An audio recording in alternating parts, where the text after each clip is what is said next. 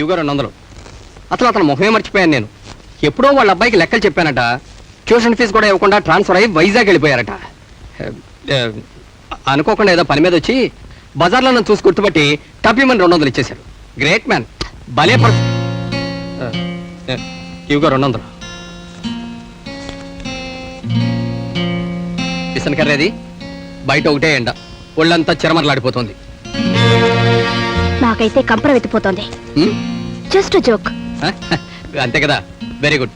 అవును, టిఫిన్ ఉంది వేడిగా? నేనున్నాను, ఫోన్ చేస్తారా? Just joke. జోకులు బాగానే ఉన్నాయి కానీ నాకు ఆకలిస్తోంది. ఎన్నిసార్లు లెక్క పెడతావు? సరిగానే ఉంటుందిలే.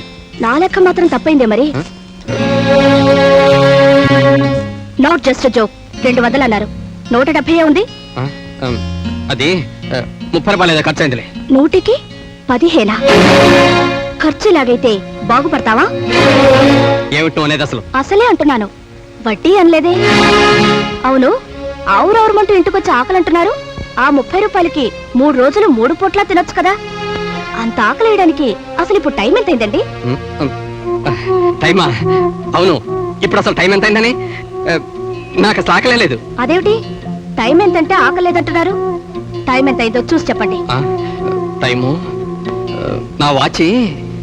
మీకు నమస్కారం చేస్తాను, మరొక అబద్ధం మాత్రం చెప్పకండి. ఒక అబద్ధం మీ నోట విన్నందుకే సగం చచ్చిపోతున్నారు. ప్లీజ్. ఆడదానికి కావాల్సింది మొగుడిచ్చిన డబ్బు కదండి, మనసిచ్చిన మొగుడు. సీత, ఏం మునిగిపోయిందని మీ చేతికున్న వాచి కాబులు వాడి దగ్గర తాకట్టు పెట్టి డబ్బు తెచ్చారు. అంతకన్నా ముందు ఎందుకు నాతో అబద్ధం ఆడారు? సీత, మొగుడెప్పుడు మోసం చేయడానికి అబద్ధం చెప్పడు, ప్రేమతో కూడా చెప్తాడు. నువ్వు నా భార్యవి, నిన్ను సుఖపెట్టావు నా విధి. అందుకోసం ఎలాగైనా డబ్బు తీసుకొస్తాను, అది నా ఇష్టం. నేను మీ భార్యని, మిమ్మల్ని సంతోష పెట్టడం కూడా నా విధి. అందుకోసం ఎలాగైనా పోయి నేను డబ్బు తెస్తాను. Sita,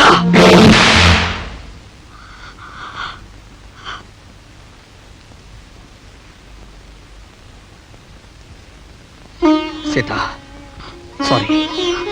I'm sorry Sita. But I'm not sorry. ఇన్నేళ్ల మన కాపురంలో నన్ను ఒక్క మాట మీరు అన్నది లేదు, చేసుకున్నది లేదు. ఈ రోజు ఇదంతా ఎందుకు వచ్చిందంటారు? అసహ్యమైన మాట నీ నోటి నుంచి వినగానే గుండెల్లో ముళ్ళు గుచ్చుకున్నట్టు అనిపించింది సీత. మీరు అప్పు తీసుకున్న మాట పాల మనిషి వచ్చి నాతో చెప్పినప్పుడు నా నెత్తిన పాలతో అభిషేకం చేసినట్టు ఉంటుంది అనుకున్నారా? Sorry Sita, I'm really sorry.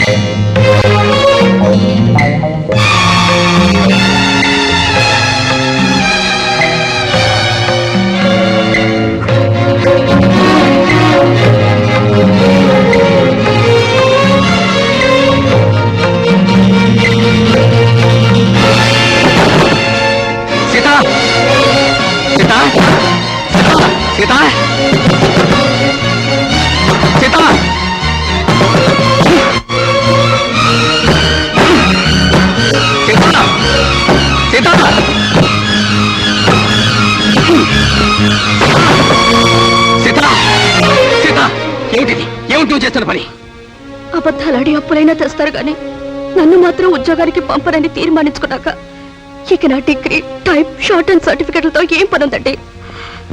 అందుకే వాటిని తగల పెడతావని. అమ్మయ్యా, నేను ఇంకేమో అనుకొని భయపడ్డాను. నన్ను నేను తగలు పెట్టుకునే హక్కు నాకెక్కడదండి. నాకు తలకురువు పెట్టే బాధ్యత మీది. అంతవరకు నేను ఎలాంటి తొందరపాటు పడను. ఆకలన్నారు, వంట అయ్యేలోగా టీ చేయనా, కాఫీ చేయనా? ఉద్యోగం చేయి.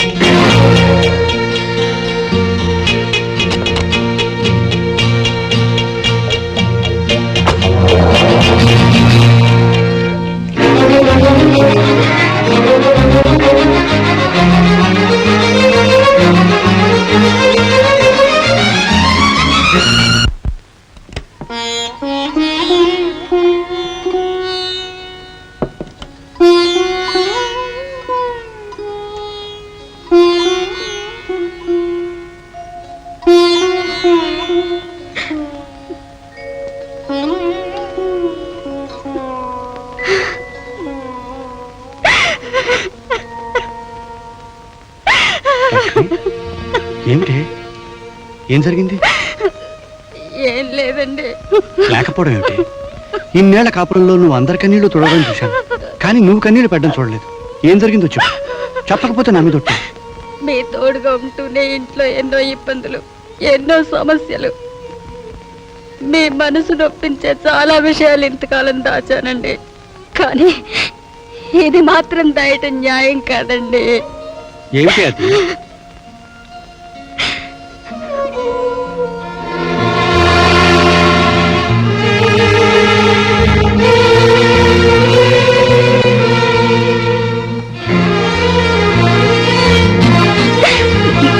పోకుండా మరెక్కడికి పోతుంది దుర్గా? తెలీదండి.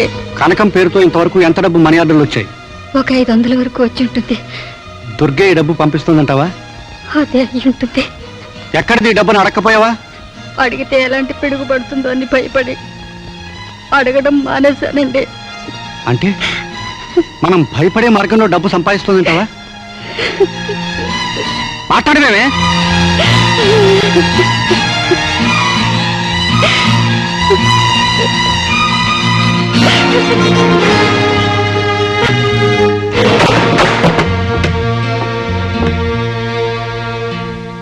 రాము ఎక్కడా? ఏదో అభిమాన సంఘం ఫంక్షన్ ఉందట, రాత్రికి రానన్నాడు. వీడు రాత్రిళ్ళు బయటకు కూడా పోతున్నాడన్నమాట. బయటే ఎక్కువగా ఉంటున్నాడు. దాన్ని నిద్ర లేపు. ఈ వేళప్పుడు వద్దులేండి. ఈ పుట్టపర్తి పంచముఖాగ్నిహోత్రావధానికి కోపం రాదు, ఇప్పుడు వచ్చింది. చల్లారిపోయి మన బతుకులు తెల్లారిపోకముందే దాన్ని లేపు. నిద్ర లేపవే. అమ్మా, ఏం జరిగింది? అర్ధరాత్రి వేళ ఎవరివి అరుపులు? నేనేనే.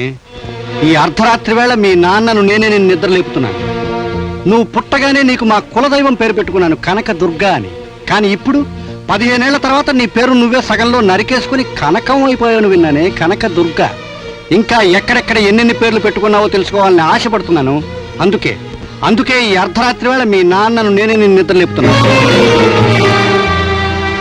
ఓ విజయదశమి శుభముహూర్తాన నీ చేత ఓనమాలు దిద్దించి బడికి పంపించింది మీ అమ్మ. ఆ అమ్మకు కూడా తెలియకుండా బడి మానేశావని విన్నానమ్మా. అందుకు కారణం తెలుసుకోవాలని ఆశపడుతున్నాను. అందుకే ఈ అర్ధరాత్రి వేళ మీ నాన్నను నేను నిన్ను నిద్ర లేపుతున్నాను. ఈ ఇంటికి 4 నెలలుగా కనకం పంపిస్తున్న కనకం అందుతోంది. ఆ డబ్బుని ఎప్పుడెప్పుడు ఎక్కడెక్కడ పోస్టాఫీసుల్లో నువ్వు మనీ ఆర్డర్లు కట్టావో తెలుసుకోవాలని ఆశపడుతున్నాను. అందుకే ఈ అర్ధరాత్రి వేళ మీ నాన్నను నేను నిన్ను నిద్ర లేపుతున్నాను. అవన్నీ ఒక ఎత్తు. 10 పైసలు సంపాదించడం బ్రహ్మప్రళయంగా ఉన్న ఈ రోజుల్లో 15 ఏళ్ల ఆడపిల్ల 4 మాసాల్లో 500 రూపాయలు సంపాదించేసింది. ఆవిడని తీసుకురావడానికి తీసుకుపోవడానికి వీచవరో కారు. ఇంత ఘరానాగా నువ్వు చేస్తున్న ఉద్యోగం ఏమిటది? ఏమే, పుట్టి 3 రోజులు కాలేదు, నా మొహంలో మొహం పెట్టి నిలబడతావా? నిన్ను